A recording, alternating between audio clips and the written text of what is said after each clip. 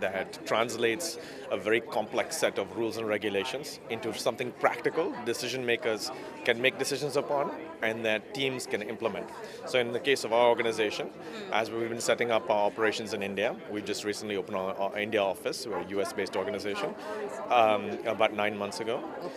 In that course of the process, Noshir has started to advise us on the structures we use to best comply, but also live into the potential for our organization in terms of the way we do fundraising and other elements of our work.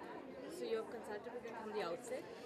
Uh, From the outset? From the outside, no, we've had light conversations. We've recently just gone deeper with Noshir to get some advice on how we do the non-profit element of our work. Happy with the advice you got? Spectacular. Noshir has a rare gift as an advisor who can take very, very complicated things, multiple levels of those complicated things, and distill it into a very simple set of choices and actions you can take. And though he listens deeply, he is very, very thoughtful in the advice he gives. But most importantly, the advice he gives is practical. So one can absorb it quickly as a layperson and act on it very quickly as well. Do you consider yourself a layperson? In terms of law and legal regulatory issues in India, I think everybody's a layperson, to be fair.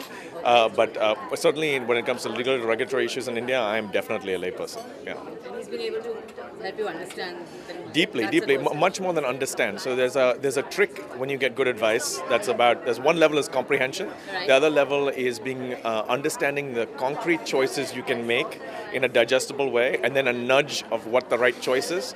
These are different layers of awareness how you make a choice, and Noshir is exceptional as taking just not giving you the understanding, but helping you structure choices and make those decisions as well. And what are you expecting from the conference today? Look, Any specific expectations? just here to understand what all the different dimensions of compliance are and where we need to be more watchful.